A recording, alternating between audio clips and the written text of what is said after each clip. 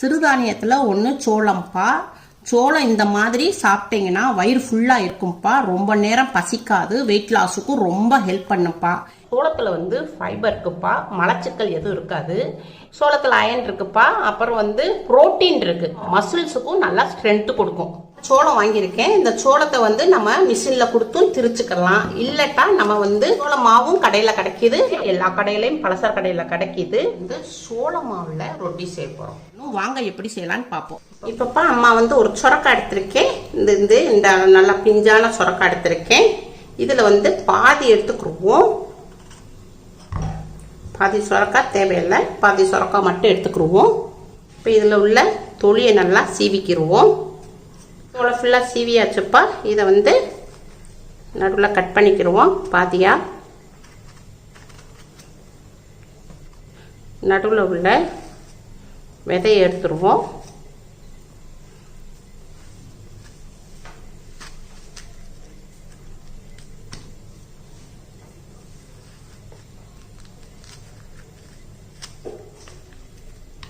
விதையை எடுத்தாச்சு. இப்போ இதை நம்ம துருவிக்கிடுவோம்.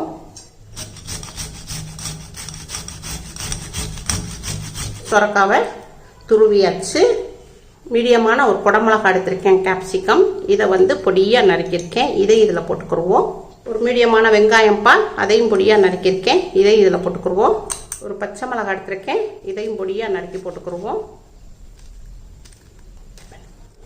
இஞ்சி எடுத்திருக்கேன், ஒரு இன்ச்சு அரை இன்ச் அளவுக்கு. இதையும் இதில் சீச்சு போட்டுக்கிடுவோம். இஞ்சி துருவியாச்சு. பல்பூண்டு 2, இதையும் இதில் துருவிக்கிடுவோம். கொஞ்சமாக மஞ்சப்பொடி போட்டுக்கிடுவோம். 1/4 டீஸ்பூன் சீரகம் போட்டுக்கிடுவோம். சீரகத்துக்கு பெருங்காயம் கொஞ்சம் பொடி போட்டுக்குவோம். கொத்தமல்லி இலைப்பா நல்லா ஒரு பிடி அளவு எடுத்திருக்கேன். இதையும் நல்லா பொடிசாக நறுக்கி போட்டுக்கிடுவோம். கொத்தமல்லி இலையை நம்ம எவ்வளோக்கு எவ்வளோ சேர்க்குறோமோ அவ்வளோக்குள்ள நமக்கு உடம்புக்கு ரொம்ப நல்லது.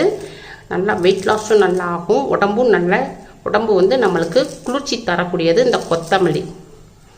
அதனால் நம்ம கொத்தமல்லி இலையை ஜாஸ்தி சேர்த்துக்கிட்டோம்னா ரொம்ப நல்லது.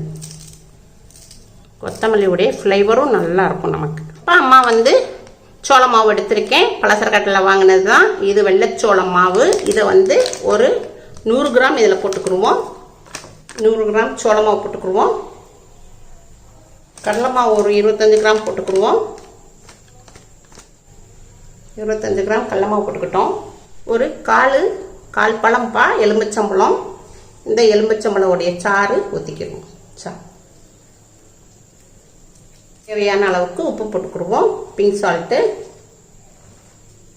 இது நல்லா பிசைஞ்சுக்கிடுவோம்ப்பா. தண்ணி ஒரு விட்டு விடக்கூடாது. சொரக்காயில் உங்களுக்கு நீர்ச்சத்து உள்ள காய், அதனால் நம்ம நல்லா பிசைஞ்சுக்கிறணும். அவ்வளோதான்ப்பா, நம்ம பிசைஞ்சாச்சு. நல்ல மாவு சாஃப்டாக இருக்குது. அம்மா ஒரு விட்டு தண்ணி விடலை பாருங்கள். இந்த இது இருக்குது, நல்லா கரெக்டாக இருக்குது. நம்ம சொரக்காயில் உள்ள தண்ணியில் தான் இந்த மாவை நம்ம பிசைஞ்சிருக்கோம். ஒரு விட்டு கூட தண்ணி விடலை. நீங்கள் நல்லா பிசைஞ்சிட்டு அப்புறம் உங்களுக்கு தண்ணி தேவைப்பட்டால் ஊற்றுங்க, இல்லாட்டா நம்மளுக்கு ரொட்டி வராது. ஒரு 10 நிமிஷத்துக்கு மாவை ரெஸ்ட்டில் வச்சுருவோம். இப்போ மாவை 10 நிமிஷம் ரெஸ்ட்டில் வச்சுருந்தோம். இப்போ ஓப்பன் பண்ணிக்கிடுவோம். மாவு பார்த்தீங்களா நல்லா கரெக்டான பதத்தில் இருக்குது. அம்மா ஒரு பிட்டு தண்ணி விடலப்பா, அதே நல்லா கரெக்டான அளவு. இப்போ அம்மாப்பா ஒரு மெல்லிசான காட்டன் துணி எடுத்திருக்கேன். நல்லா துணியை தண்ணியில் நனைச்சிட்டு நல்லா புழிஞ்சு எடுத்திருக்கேன். ஒரு பிட்டு தண்ணி இல்லை இதில். இப்போ இந்த மாவு எடுத்துக்கிடுவோம். இப்போ அம்மா நான் காட்டனில் வாயில் துணியில் எடுத்திருக்கேன். உங்களுக்கு வேணும்னா நீங்கள் வாழை இலையில் தட்டிக்கலாம், இல்லை நீங்கள் ரோல் பேப்பர் இருக்கும்ப்பா, அவர் ரெடிமேடில் விற்கிது, அதை வச்சும் தட்டிக்கலாம். இப்போ இதை தட்டிக்கிடுவோம். உருண்டை உருட்டியாச்சு. தண்ணியை நல்லா பக்கத்தில் வச்சுக்கிடுவோம்.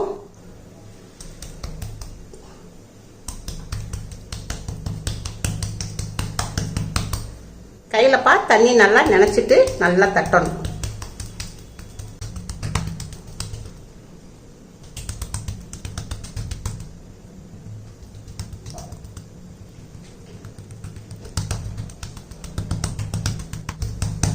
தட்டியாச்சு. இப்போ நம்ம கேஸ் பக்கம் போயிடுவோம். இப்போ அம்மா வந்து கேஸ் ஆன் பண்ணியிருக்கேன், ஒரு தோசை தவா வச்சுருக்கேன். இப்போ இதில் வந்து நல்லா சட்டி நல்லா காஞ்சிருச்சு. எண்ணெய் துணியை வச்சு லைட்டாக தேய்ச்சிக்குவோம். இப்போ நிறைய பேர் வந்து தோசைக்கல் இது எங்கே வாங்கினீங்கன்னு கமெண்ட்டில் கேட்டிருக்கீங்கப்பா. சென்னையில் பெருங்குடியில் ராஸ்குக்குவர் கடை இருக்குது, அங்கே தான் அம்மா வாங்கியிருக்கேன். உங்களுக்கு வேணும்னா ஃபோன் நம்பர் தரேன், நீங்கள் ஆன்லைன்லேயோ இல்லை நேரில் போய் வாங்கிக்கோங்க. இப்போப்பா அம்மா வந்து தோசை தவாவில் போட்டுருவோம். ஒரு நிமிஷத்துக்கு இருக்கட்டும். இப்போ அப்படியே மெல்லிசாக எடுத்துருவோம்.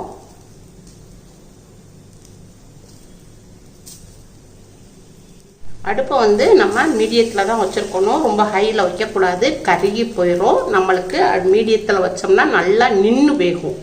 1/4 டீஸ்பூன்ப்பா நல்லெண்ணெய் விட்டுக்குருவோம். வெயிட் லாஸில் இருக்கிறவங்க, டயட்டில் இருக்கிறவங்க அதிகமான எண்ணெய் சேர்க்கக்கூடாதுப்பா. அப்பா கீழே அடியில் வெந்துருச்சு. இப்போ நம்ம பிரட்டி போட்டுக்குருவோம். லைட்டாக நம்ம அடியில் கூடி போட்டுக்கிறணும். திருப்பி போட்டுக்குருவோம். திருப்பி போட்ட பக்கமும் ஒரு 2 நிமிஷத்துக்கு நல்லா வேகட்டும். வந்து பிரட்டி கீழே பிரட்டி விட்டுக்குருவோம். துணியை வச்சு கொஞ்சம் இப்படி அமைக்கி விட்டோம்னா நல்லா சீக்கிரமாக சூட்டில் வெந்துடும். பிரட்டி போட்டுக்குவோம். துணியை வச்சு நம்ம இந்த பக்கமும் நல்லா வேக விட்டுருவோம். அவ்வளோதான்ப்பா, வெந்துருச்சு.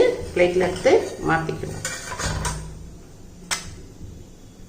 அவ்வளோதான்ப்பா, சொரக்காய் ரொட்டி ரெடி ஆயிருச்சு. சொரக்காய் வந்து நீர்ச்சத்து உள்ள காய்ப்பா. நம்ம வயிற்றுல உள்ள கெட்ட கொழுப்பு, கெட்ட நீர் எல்லாத்தையும் அகற்றக்கூடியது இந்த சொரக்காய். அதனால நம்ம அடிக்கடி நம்ம சொரக்காய் சேர்த்துக்கிட்டோம்னா வெயிட் நல்லா குறையும், உடம்புல உள்ள வெயிட் நல்லா குறையும், நல்ல ஒரு ரிசல்ட்டும் கிடைக்கும்ப்பா.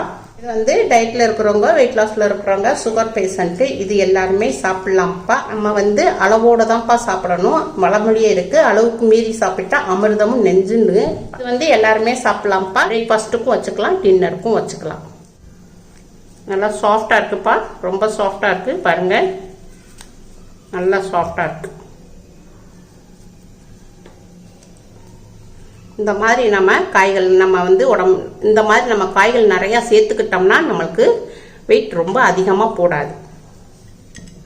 இப்போ அம்மா வந்து சாம்பார் வச்சுருக்கேன். உங்கள் வீட்டில் என்ன கிரேவி இருக்கோ, நீங்கள் என்ன இது வச்சுருக்கீங்களோ அதை தொட்டு சாப்பிட்டுக்கலாம். அப்படியே கூட நல்லா ரொம்ப டேஸ்ட்டாக இருக்குது. நீங்கள் வேணும்னா குழம்பு வேணும்னாலும் குழம்பு வச்சு தொட்டு சாப்பிட்டுக்கலாம். ரொம்ப ரொம்ப டேஸ்ட்டாக இருக்குது, ரொம்ப சாஃப்டாகவும் இருக்குது. உங்கள் வீட்டில் செஞ்சு பாருங்கள். அம்மாவுக்கு லைக் பண்ணுங்கள், ஷேர் பண்ணுங்கள், சப்ஸ்கிரைப் பண்ணுங்கள்.